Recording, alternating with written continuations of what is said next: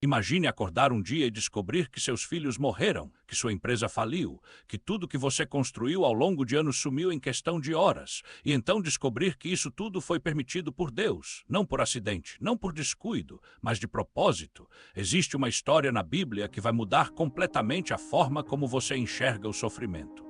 E o motivo pelo qual Deus permitiu que esse homem perdesse tudo vai te impactar de um jeito que você não espera. Fica até o final, porque a virada dessa história é diferente de tudo que você já ouviu. Seu nome era Jó e ele não era qualquer pessoa. A Bíblia descreve ele como o homem mais rico do Oriente, o mais respeitado, o mais abençoado, 7 filhos, 3 filhas, milhares de animais. Fazendas enormes, servos, riqueza. Mas o que tornava Jó diferente de qualquer outro homem rico não era o que ele tinha, era quem ele era por dentro. A Bíblia diz que ele era íntegro, reto, temente a Deus, alguém que fugia do mal. Ele não era perfeito, mas era genuíno. Toda manhã Jó acordava cedo e oferecia sacrifícios a Deus pelos seus filhos, por precaução, por amor, por fé. Ele não queria que nenhum deles errasse sem que houvesse uma oração cobrindo aquele erro. Era esse tipo de homem. E é exatamente por isso que o que acontece a seguir vai te chocar. Porque às vezes, quanto mais você tenta fazer a coisa certa, mais pesada parece ser a provação que vem. E Jó estava prestes a descobrir isso da forma mais brutal possível. Existe uma cena no livro de Jó que muitas pessoas nunca prestaram atenção. Uma cena que acontece muito antes de qualquer sofrimento chegar à vida dele. Uma cena que se passa em um lugar que Jó não podia ver, que nenhum de nós pode ver, no céu. Os anjos se apresentavam diante de Deus, e entre eles apareceu Satanás. E Deus fez uma pergunta que parece simples, mas que carrega um peso imenso. Você já reparou no meu servo Jó? Pensa comigo. Deus não estava desinformado. Ele não perguntou por curiosidade, ele perguntou com intenção, e Satanás respondeu com uma acusação. Claro que Jó te serve, você protegeu ele, você abençoou tudo que ele tem, você colocou uma cerca de proteção em volta da vida dele. Quem não serviria a Deus assim? E então veio a afirmação que gelaria qualquer coração. Mas tira tudo que ele tem e veja se ele não te amaldiçoa na sua cara. Satanás não estava atacando Jó, ele estava acusando Deus, dizendo que a fé de Jó era falsa, que era baseada em interesse, que não era real. E Deus, que conhecia o coração de Jó melhor do que ninguém, tomou uma decisão que parece incompreensível. Ele permitiu, tudo que ele tem está nas suas mãos, mas não encoste nele, e o diabo saiu daquela presença com uma missão. E Jó estava em casa sem saber de nada, com seus filhos comemorando juntos, com seus servos trabalhando, com sua vida intacta. Ele não tinha ideia do que estava vindo, e então começou. O primeiro mensageiro chegou correndo, seus bois e asnos foram roubados. Os servos foram mortos à espada, só eu escapei para te contar. Jó mal processou a notícia quando chegou o segundo. Um fogo caiu do céu e consumiu suas ovelhas e seus servos. Só eu escapei para te contar. E antes que ele pudesse respirar, chegou o terceiro. Seus camelos foram roubados, mais servos mortos. Só eu escapei para te contar. 3 pancadas, uma atrás da outra, sem pausa. Sem tempo para reagir, e então chegou o quarto mensageiro, e esse foi o pior. Seus filhos estavam reunidos na casa do irmão mais velho. Um vento forte veio do deserto e derrubou a casa. Todos morreram, só eu escapei para te contar. Todos os filhos, em um único dia. Jó se levantou, rasgou as roupas, raspou a cabeça e caiu no chão, não de desespero, de adoração. No saí do ventre de minha mãe e no voltarei. O Senhor deu, o Senhor tirou. Bendito seja o nome do Senhor. Uma das frases mais poderosas já escritas na história da humanidade. E o capítulo termina com uma afirmação que parece impossível. Em tudo isso, Jó não pecou nem atribuiu a Deus nenhuma maldade. Mas a história ainda não tinha chegado ao fundo. Satanás voltou e Deus perguntou de novo: você já reparou no meu servo Jó? Ele perseverou na sua integridade e você o incitou contra ele sem motivo. Sem motivo. Deus sabia que Jó não merecia aquilo. Ele disse isso abertamente, mas Satanás não desistiu, pele por pele. Tudo que o homem tem ele dá pela própria vida, mas toca nos seus ossos, na sua carne, e veja se ele não te amaldiçoa na sua cara. E Deus permitiu de novo, ele está nas suas mãos, mas poupe sua vida. O que veio a seguir foi devastador. Jó foi coberto de feridas, da cabeça aos pés. Úlceras que ardiam, que não paravam, que não tinham cura. Ele foi para fora da cidade, sentou na cinza e pegou um fragmento de cerâmica para raspar as próprias feridas, sozinho, sem filhos, sem riqueza, sem saúde. E foi nesse momento que apareceu a pessoa que deveria ser seu maior apoio, sua esposa.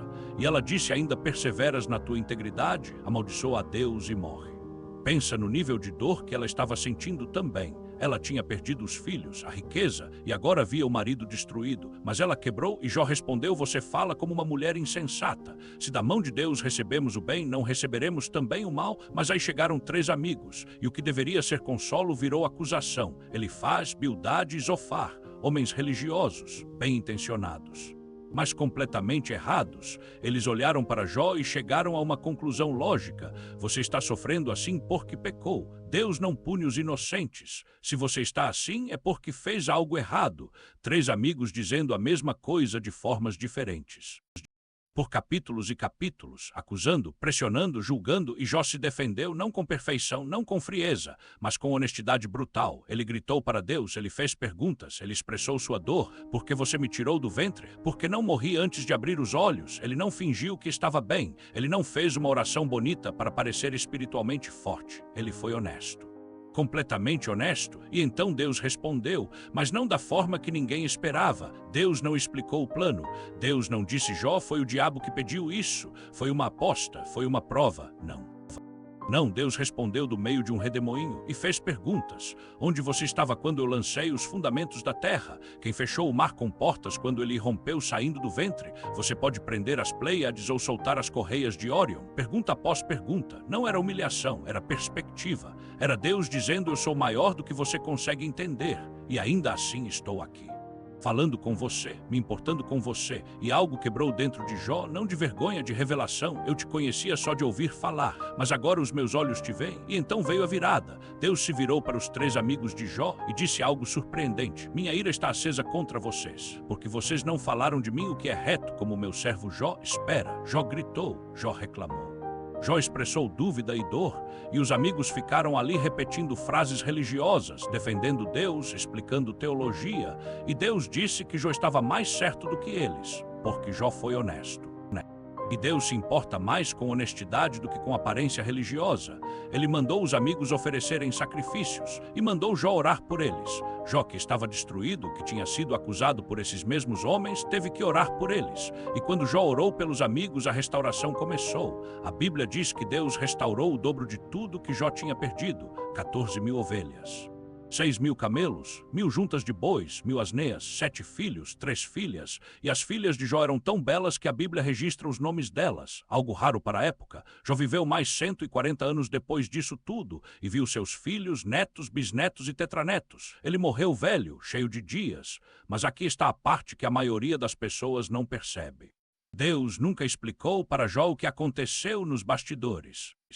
Jó nunca soube da conversa com Satanás. Ele nunca recebeu um documento com o plano divino explicado em detalhes. Ele simplesmente encontrou Deus, e isso foi suficiente. E agora eu preciso te perguntar algo. Você já passou por um momento em que fez tudo certo e mesmo assim a vida desmoronou?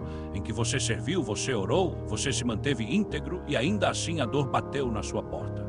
A história de Jó não existe para te dizer que se você aguentar firme, tudo vai ser restaurado em dobro. Isso pode acontecer, mas essa não é a promessa central. A mensagem central é outra. É que existe uma dimensão que você não vê. Existe uma conversa acontecendo sobre a sua vida que você não tem acesso. Existe um Deus que conhece cada detalhe da sua dor, que sabe exatamente o que está acontecendo e que mesmo assim está com você. Jó não precisou de uma explicação, ele precisou de um encontro. E quando ele encontrou Deus de verdade, as perguntas perderam o peso que tinham antes. Não porque foram respondidas, mas porque aquele que segurava as respostas era maior do que as perguntas. Tem uma frase que Jó disse no meio da sua dor mais profunda, quando ele não tinha mais nada, quando estava coberto de feridas, sentado na cinza, abandonado por todos. Ele disse: eu sei que o meu Redentor vive, e que por último ele se levantará sobre o pó.